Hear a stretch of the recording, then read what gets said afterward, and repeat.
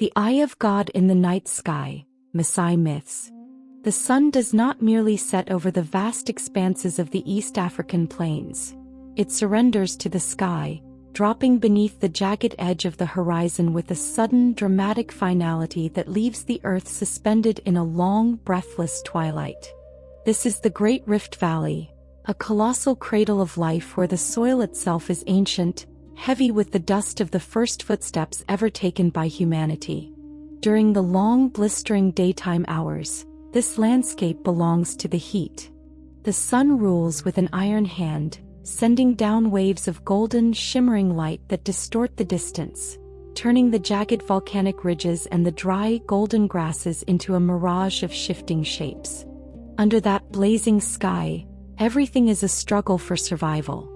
The elephants move like gray ghosts through the heat haze, searching for dry riverbeds.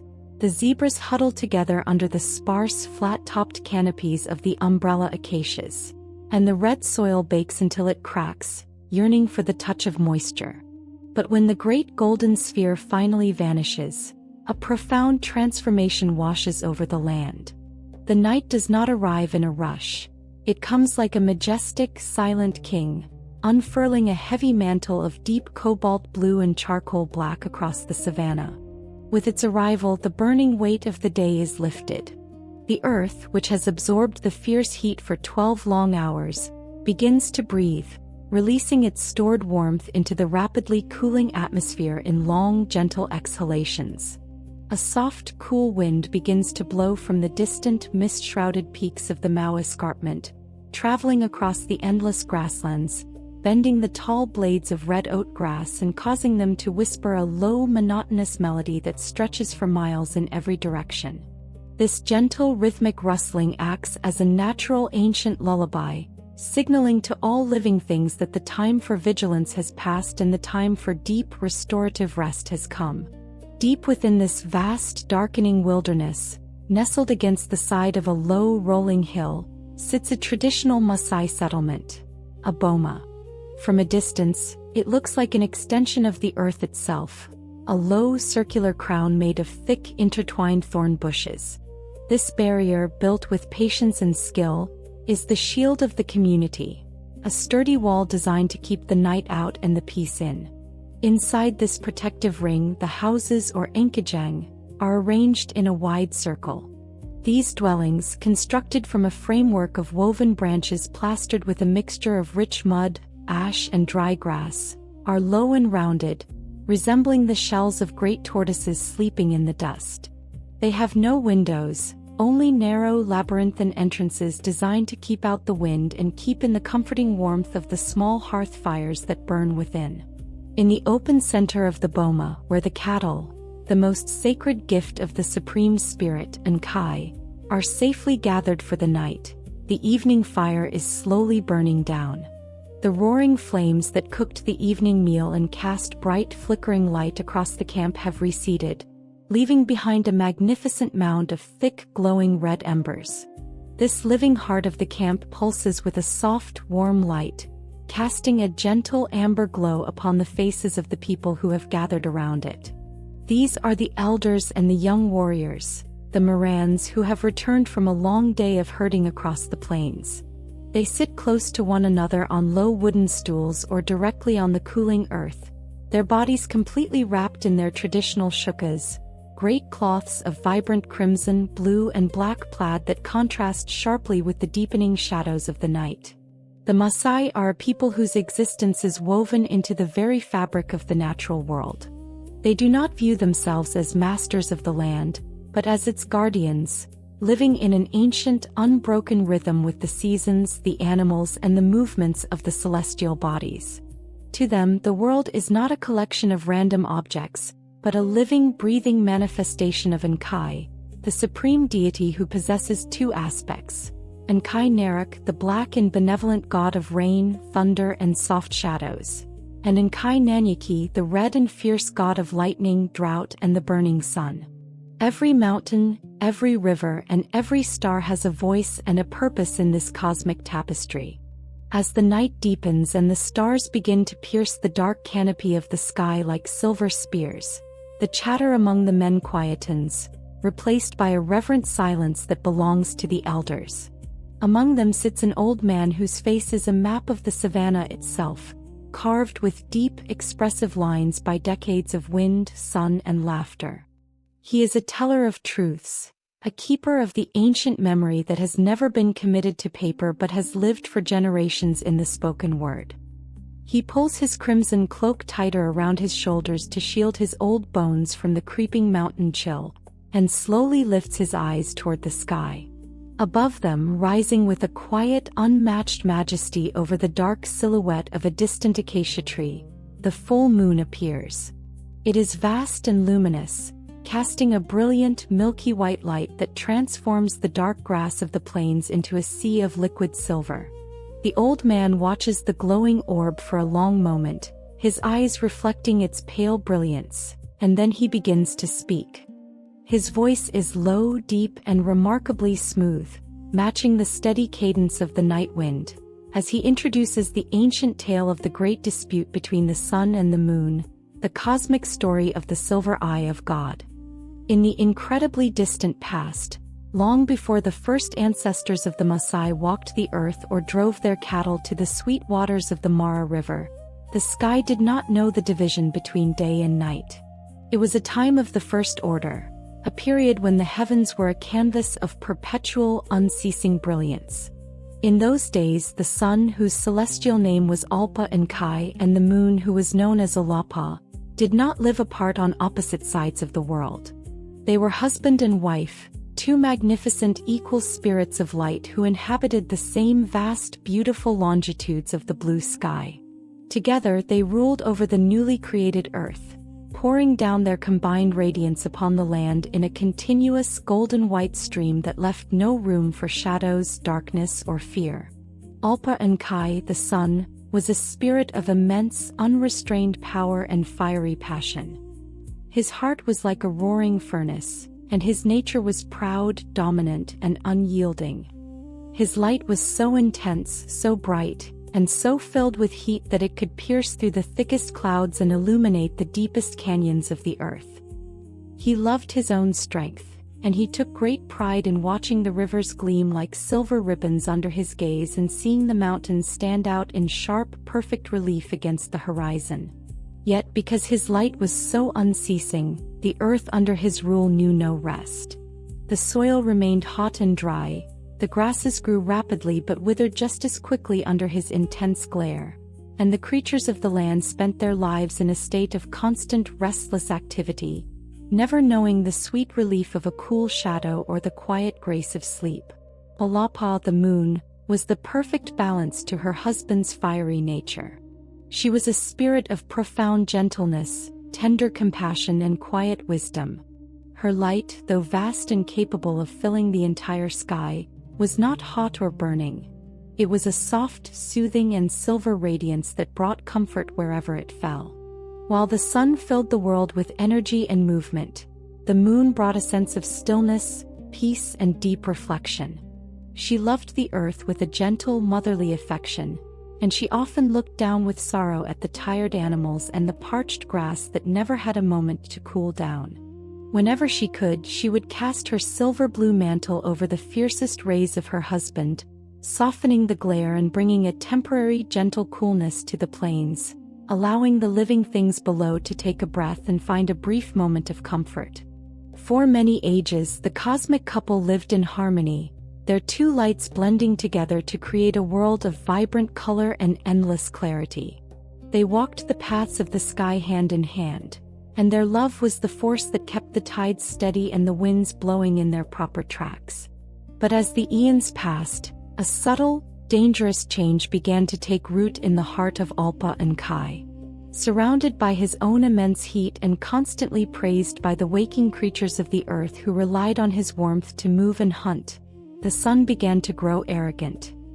He started to believe that he was the sole ruler of the heavens, the absolute source of all life, and that his wife's soft silver light was merely a weak, unnecessary shadow that detracted from his own brilliant glory. He began to speak to Olapa with a tone of superiority, demanding that she walk behind him in the sky rather than by his side. He claimed that her gentle nature was a sign of weakness, and that the earth had no need for her cooling touch, for it was his heat alone that made the grass grow and the trees bear fruit. Olapa listened to these proud words with a heavy, sorrowful heart. She did not wish for conflict, for her nature was entirely rooted in peace, but she also possessed a deep, noble pride that belonged to a spirit of the heavens. She knew her own value, and she understood that without her cooling presence, her husband's fiery passion would eventually turn the beautiful green earth into a lifeless, scorched desert of ash and stone. She stood her ground, speaking to him with a calm, steady voice, reminding him that true power lies not in destruction and heat alone, but in the perfect balance between warmth and coolness, between force and gentleness. The dispute between the two celestial rulers did not resolve quickly. Instead, it simmered over many long cycles, growing more intense with each passing day. Olpa Enkai's arrogance became a burning fire that consumed his reason, while Olapa's quiet resistance became a wall of cool silver that he could neither break nor ignore. The harmony of the sky began to fracture. In his frustration, the sun burned with a fiercer, more erratic heat, causing droughts to strike the earth below, drying up the waterholes and sending clouds of red dust choking across the savanna. The moon, in her sorrow, gathered her silver light into dense, protective mists, trying to shield the suffering creatures, which only angered her husband further, as he viewed her actions as a direct challenge to his absolute authority. One fateful evening, as the two spirits met at the highest point of the celestial arch, the argument reached its breaking point. Olpa Engai, his pride wounded by his wife's refusal to submit to his will, allowed his fiery temper to completely overwhelm his love and respect. In a voice of thunder that shook the foundations of the mountains and caused the Great Lakes to tremble, he declared that he would no longer tolerate her presence by his side. He demanded that she yield the sky entirely to him and vanish into the depths of the void. Olapa, standing tall and wrapped in her shimmering silver robes, looked directly into his burning eyes and refused. She told him that she answered only to the supreme will of Enkai, and that her duty to protect the balance of the earth was just as sacred as his. Blinded by a sudden, uncontrollable surge of red rage, Olpa Engai did something that had never been done since the beginning of time. He raised his massive burning hand, heavy with the force of 1,000 exploding stars, and struck his wife across her beautiful, luminous face. The blow was so immense, so packed with raw, destructive power, that it echoed across the entire cosmos like the cracking of a world. The impact was so violent that it broke off a great piece of Olapa's magnificent, glowing body, sending shards of silver light scattering across the dark void of space, where they became the smaller, distant stars that we see today. When the hand of the sun receded, it left a deep, dark and permanent wound on the face of the moon. Her perfect, unbroken radiance was gone, replaced by jagged shadows and dark, hollow depressions where the fire of his anger had scorched her silver skin. For a moment, the entire universe seemed to stop its movement. The wind died, the oceans froze in place, and a terrible, heavy silence fell over the creation. Olapa stood in the sky, trembling from the shock and the pain, her head bowed as her silver tears fell to the earth below, turning into the cool morning dew that dampens the grass of the savanna. As the smoke of his anger began to clear, Olpa Engai looked at his wife and was instantly struck by a deep, paralyzing horror. The red mist cleared from his mind, leaving behind only the cold, crushing weight of regret. He saw the dark, ruined beauty of her face, and he realized the truth of what he had done. His pride vanished, his light flickered and dimmed, and he reached out his hand once more, not in anger but in a desperate, pleading gesture, begging her to forgive him, to let him heal her wounds with his warmth. But it was too late. The bond of trust that had held the sky together for eons was broken, and the pain of the betrayal was too deep to be mended by words of regret. Olapa, her heart filled with a profound, unyielding sorrow, turned away from her husband.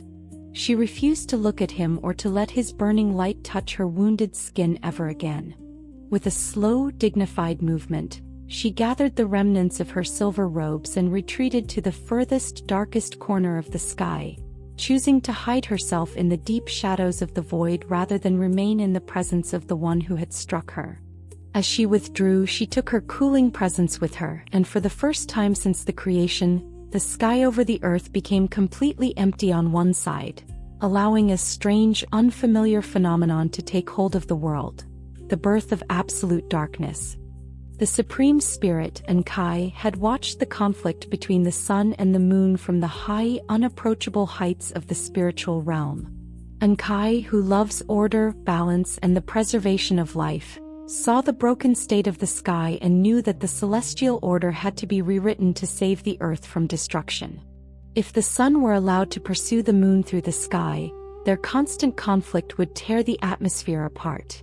If the moon remained hidden forever in her sorrow, the earth would wither under the unceasing heat of a remorseful but uncontrolled Sunday. With a gesture that reordered the paths of the stars, Enkai descended into the celestial realm to deliver a final, unchangeable decree. Enkai spoke to Olpa Engai, the sun, in a voice that was like the rushing of many waters and the rolling of heavy thunder across the plains. The Supreme Spirit rebuked the sun for his pride and his violence, telling him that because he had allowed his anger to break the balance of the sky, he would no longer be permitted to rule over the heavens continuously. Enkai decreed that from that day forward, the sun's domain would be limited. He would be allowed to rise in the east and shine upon the earth for only 1/2 of the day, providing the warmth and light necessary for life to move and grow. But when his time was up, he would be forced to sink beneath the western horizon, losing his sight of the world and plunging into a state of temporary symbolic exile, unable to cross into the domain of the night. Turning to Olapa, the wounded moon, Enkai spoke with a voice of immense tenderness and compassion, like the soft falling of rain after a long season of drought. Enkai blessed her for her willingness to protect the earth and for the endurance she had shown in the face of violence. The Supreme Spirit decreed that her domain would be the night, a new, sacred time of coolness, shadows, and absolute peace that Enkai would create specifically for her. In the night, away from the burning presence of her husband, she would be the undisputed queen of the heavens, ruling over a quiet world where the animals could finally rest, the waterholes could refill, and the tired soil could heal itself from the heat of the day. To ensure that they would never clash again, Enkai placed an invisible, unbreakable boundary between their paths.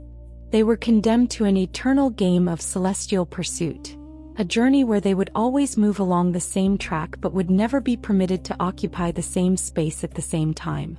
When the sun rose in the morning, the moon would be forced to hide her face and slide beneath the edge of the world.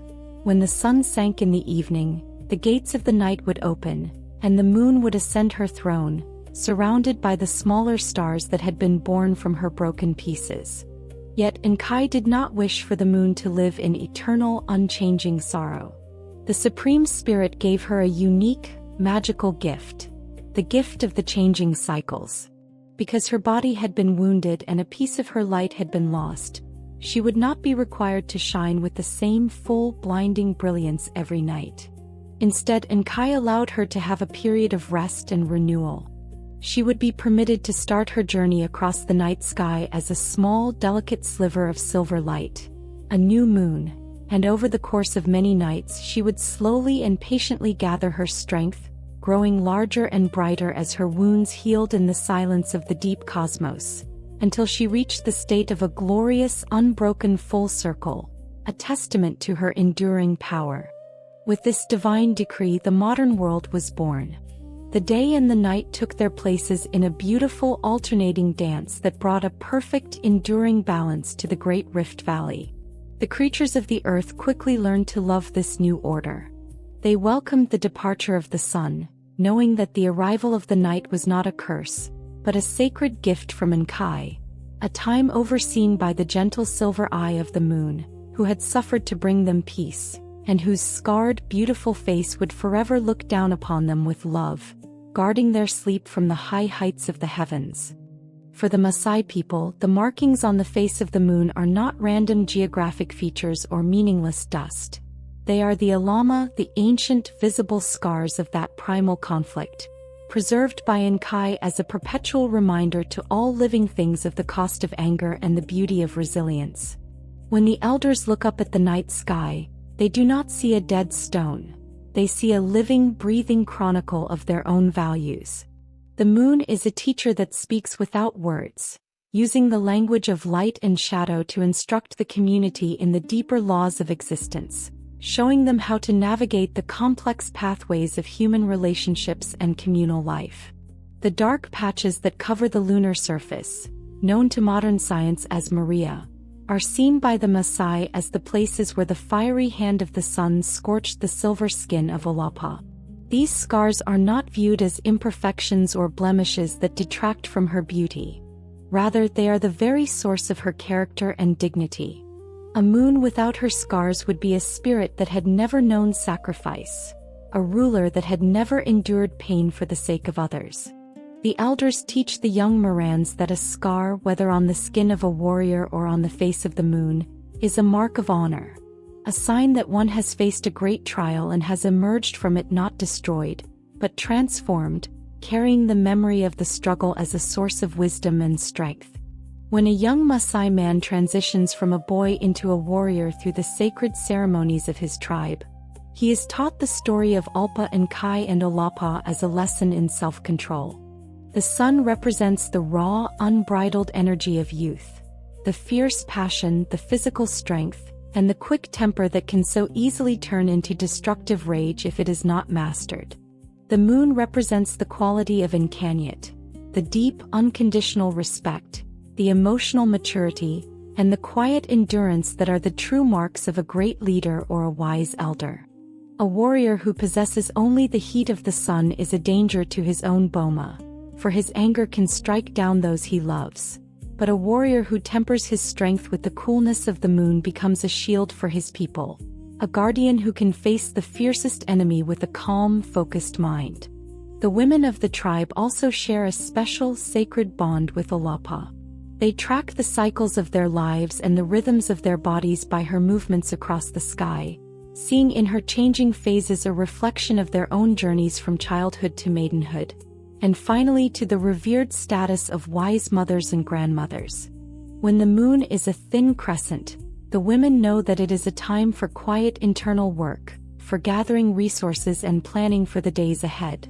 When the moon is full, it is a time for celebration, for singing the ancient songs of fertility and gratitude under the silver light, and for sharing the rich milk and honey beer that are prepared for sacred blessings. In this way, the face of the moon becomes a mirror for the entire community.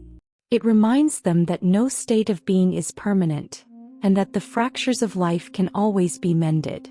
Just as Olapa was broken by violence but found a way to heal herself through the cycles of time, so too can a family or a clan that has been divided by conflict find its way back to harmony through patience, dialogue, and the cooling intervention of the elders. The silver light that bathes the boma every month is a physical manifestation of this healing power, a gentle reminder that even the deepest wounds can be transformed into a source of enduring light that can guide others through the darkest nights of their existence. The life of the moon across the 28 days of her cycle is viewed by the Maasai as a great heroic journey of self-healing and spiritual restoration. When Olapa completely vanishes from the night sky during the time of the new moon, a phase the Maasai call Okarak, the savanna enters into a period of deep, reverent darkness. This is not a time of fear but a time of profound privacy and holy stillness. The elders believe that during these few nights, the moon has retreated into the deepest, most hidden chambers of the spiritual realm, completely closing her silver eye so that she may rest without distraction, away from the gaze of both her remorseful husband and the dependent creatures of the earth. It is a time when she applies the soothing, spiritual medicines of Enkai to her ancient wounds, gathering the scattered fragments of her energy from the corners of the void. To the human eye below, the return of the moon is always a moment of quiet joy and renewal. It begins with the appearance of a tiny silver thread on the western horizon, just after the sun has gone down. This first crescent, known as Olapa, the young moon, is so delicate and fragile that it seems as though a strong gust of wind could blow it out like a candle. It hangs low in the twilight sky, a curved silver horn that points toward the earth like a blessing. When the children of the boma spot this first silver sliver, they shout with joy, pointing their small fingers toward the western sky, and the mothers come out of their houses to blow kisses of gratitude toward the young goddess, welcoming her back from her period of solitary rest. With each passing night, the young moon climbs higher into the celestial arch, staying visible for a longer time after the departure of the sun. As she moves, she steadily grows wider and more substantial, a process the Maasai call Enkai, the filling out. This growth is watched with great interest by the herders, who understand that as the moon gains strength, her light will begin to penetrate the deep shadows of the bush, making it easier to spot the lions and leopards that might be stalking the perimeter of the camp.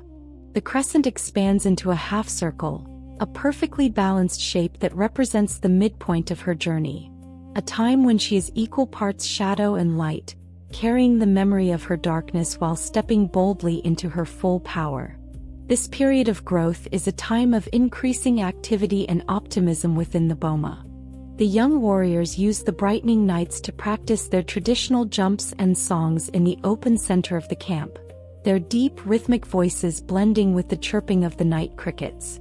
The cattle, sensing the growing light, rest more peacefully in their mud pens, their long horns gleaming like curved ivory under the silver sky. The air itself seems to lose some of its heavy, stagnant quality, becoming crisp, clear, and filled with a subtle electric energy that promises rain or good fortune for the herds. The journey of the crescent is a living demonstration of the law of patience. It reminds the Maasai that nothing of true value is created in a single moment, and that the path to wholeness must be walked step by step, with a steady, unhurried determination. The moon does not rush to become full. She respects the time required for her light to mature, showing the humans below that their own growth, their own healing from the trials of life, must follow the same natural, gradual rhythm if it is to be deep and enduring. When the moon finally reaches the absolute zenith of her cycle and stands in the center of the night sky as a perfect, unbroken sphere of radiant silver, she enters her state of highest majesty, Olapa, the white moon. This is the night of the full moon, a time when the celestial queen exercises her absolute sovereignty over the earth, completely banishing the heavy darkness and transforming the entire Great Rift Valley into a dreamlike world of luminous clarity. On this night, her light is so powerful, so pure, and so all-encompassing that it rivals the clarity of the day, yet it carries none of the day's harshness, heat, or violence. It is a cool, liquid light that seems to wash over the landscape like a gentle, healing river, smoothing out the rugged edges of the volcanic ridges and filling the deep canyons with soft, blue-tinged shadows. Under the rule of the white moon, the savanna undergoes a magical sea change. The dry, golden grasslands do not look yellow as they do under the sun. Instead, they take on the appearance of a vast, rippling ocean of liquid silver, each blade of grass catching the moonlight and reflecting it back to the sky like a tiny mirror.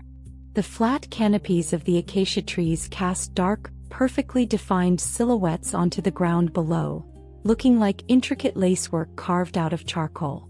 The distant, jagged peaks of the mountains, which look intimidating and severe during the heat of the day, now appear soft, peaceful, and majestic, like ancient guardians sleeping under a heavy silver blanket.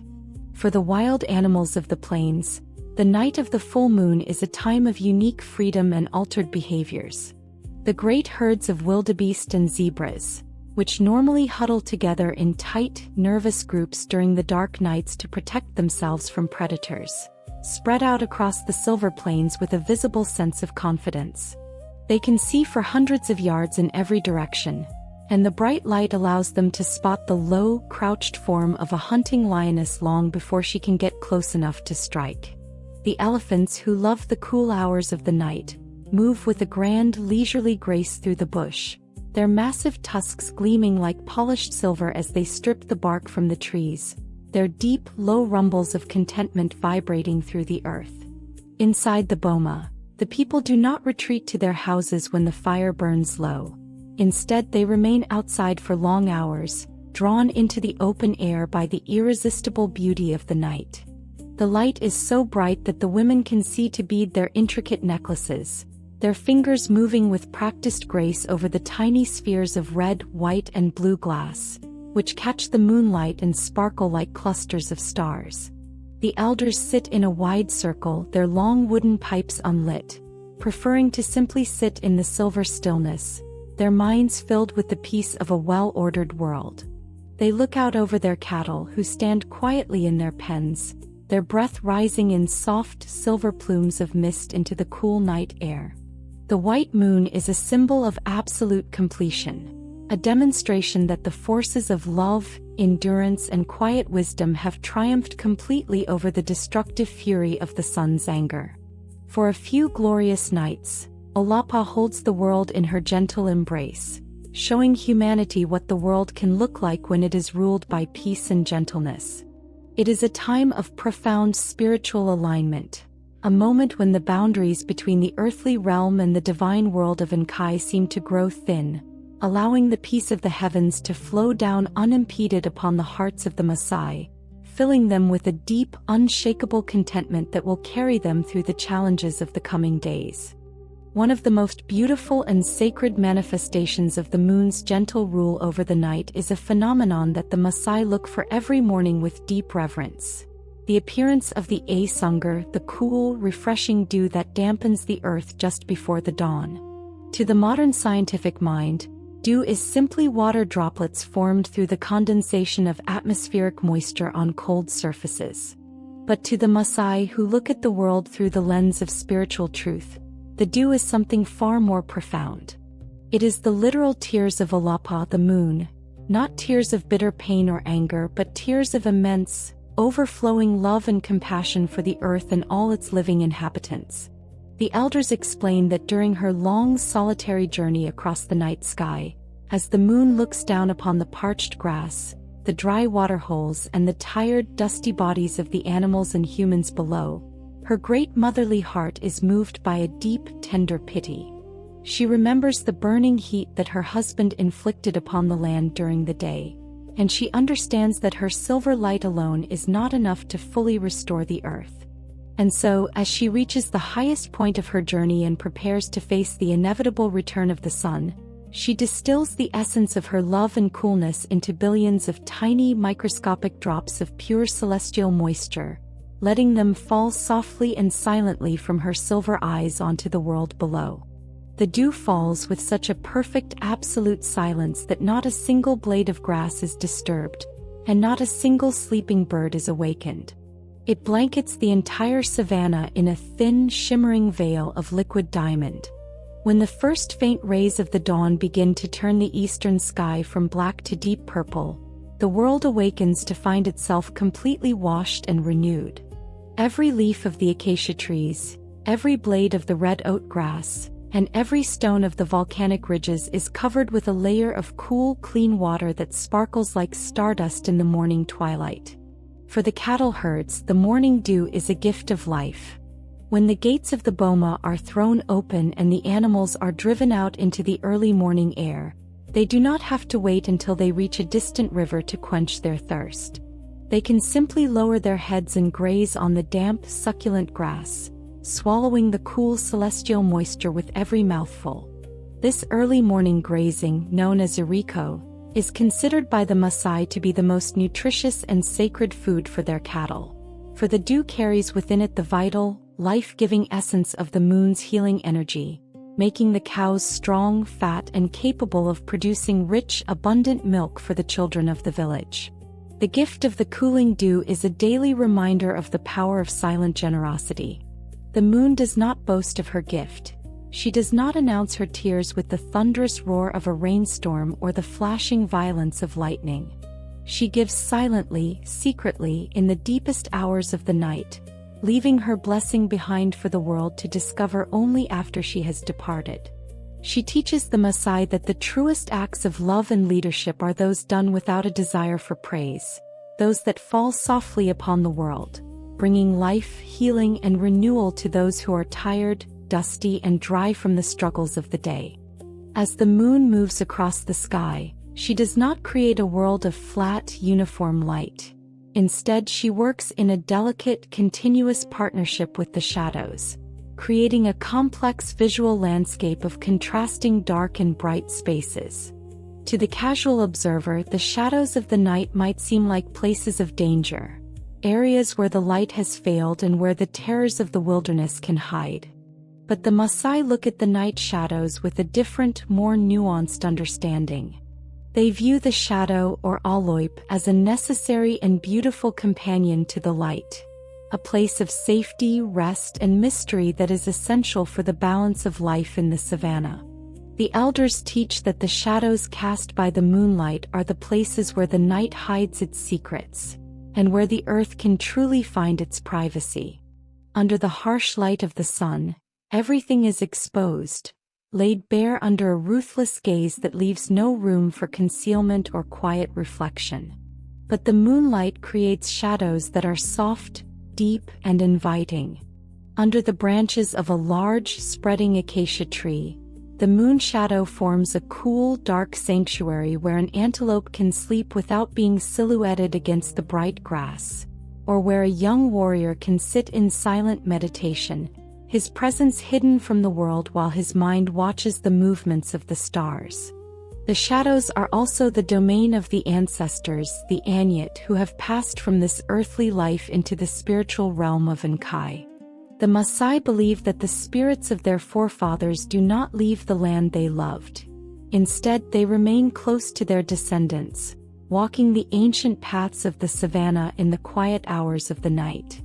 They do not move in the bright, silver spaces where they might startle the living. Instead, they inhabit the soft, cool shadows of the trees and the rocks, watching over the boma with a protective affection. When the wind rustles the leaves of an acacia tree in the middle of the night, causing the shadow on the ground to shift and dance, the elders smile into the darkness, knowing that it is the spirits of their grandfathers moving through the camp, checking on the cattle and leaving their blessings behind. Learning to navigate the shadows is a critical part of a warrior's training. A true Moran must not be afraid of the dark spaces. He must learn to read them as a book, understanding what lies within them by the shape of their edges and the density of their darkness. He must learn to move through the shadows with such a perfect, silent grace that his body becomes one with the night, allowing him to protect his herd from predators without ever revealing his position. He learns to respect the shadow as a place of strategic advantage and spiritual protection, understanding that true strength does not always need to shine brightly in the center of the stage, but can often operate with greater power from the quiet, hidden spaces of the world. The lessons of the shadow teach the Maasai the value of humility and the importance of the unexpressed. They understand that in every human heart, just as on the face of the moon and on the surface of the earth, there are areas of light and areas of shadow. A wise person does not try to destroy their shadows or pretend they do not exist. Instead, they bring them into a harmonious relationship with their light, allowing their quiet, hidden qualities to give depth, meaning, and true stability to their public actions, creating a character that is as balanced and enduring as the night savanna itself. As the night begins to reach its final hours and the constellation of the hunter starts to sink toward the western horizon, the old griot around the fire pauses his speech, letting his eyes wander back to the glowing orb of the moon. The fire has completely died down now, leaving behind only a smooth gray bed of ash that covers the deeply buried coals, keeping them warm for the morning fire. The warriors and the elders around him sit in absolute stillness, their figures enveloped in the cool, silver light that seems to grow even more intense just before the arrival of the dawn. The old man takes a slow, deep breath, his chest rising and falling in perfect synchronization with the rhythmic sighing of the savanna wind, and begins the final portion of his night-long teaching. He speaks of the grand, eternal balance that exists between the two great faces of the sky, the burning face of the sun and the scarred, beautiful face of the moon. He reminds his listeners that neither one can exist without the other, and that the earth requires both the fierce energy of the day and the deep, healing peace of the night to survive. If the world were ruled only by the sun, it would burn away in a fury of pride and uncontrolled passion, turning into a desert of dust and bone. If it were ruled only by the moon, it would remain frozen in a state of perpetual silver stillness, never knowing the warmth necessary to spark new life and drive the herds forward. The relationship between Olpa Engai and Olapa is a living model for human marriage and community life within the Maasai culture. It teaches that true partnership is not about one partner dominating the other, or about two people being exactly identical in their strengths and tempers. It is about the beautiful, alternating harmony of opposites. The husband must carry the warmth, the protective strength, and the provider's energy of the sun. The wife must carry the gentleness, the nurturing wisdom, and the healing coolness of the moon.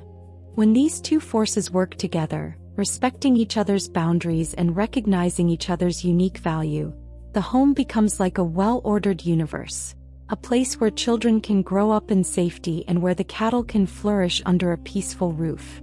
The old man lifts his hand, pointing his long weathered finger toward the eastern sky, where the very first faint line of pale orange is beginning to break the absolute blackness of the horizon. He tells his people that the time of Olapa's rule is drawing to a close for this night. Soon, the gates of the morning will open, and the fiery sun will rise once more to claim his domain, full of remorse for his ancient anger, ready to pour down his warmth to wake the sleeping earth. The moon will gracefully yield the sky, sliding beneath the western hills to begin her period of rest, satisfied that she has fulfilled her sacred duty to protect the world through the hours of darkness. This eternal circle of departure and return, of light and shadow, of warmth and coolness, is the ultimate law of Enkai. It is a philosophy that allows the Maasai to face the uncertainties of life with a calm, unyielding confidence. They know that no matter how hot and dry the day may be, the cool night is guaranteed to return. And no matter how dark and cold the night may seem, the sun is bound to rise in the morning. They live in the center of this cosmic wheel, secure in the knowledge that they are protected by a wise, divine order that has been written into the very movements of the stars. The old griot's voice finally falls silent, his words dissolving completely into the crisp, cool morning air. One by one, the elders and the warriors stand up from their seats, stretching their tired limbs, their red cloaks shaking off the silver drops of dew that have gathered upon them during the night.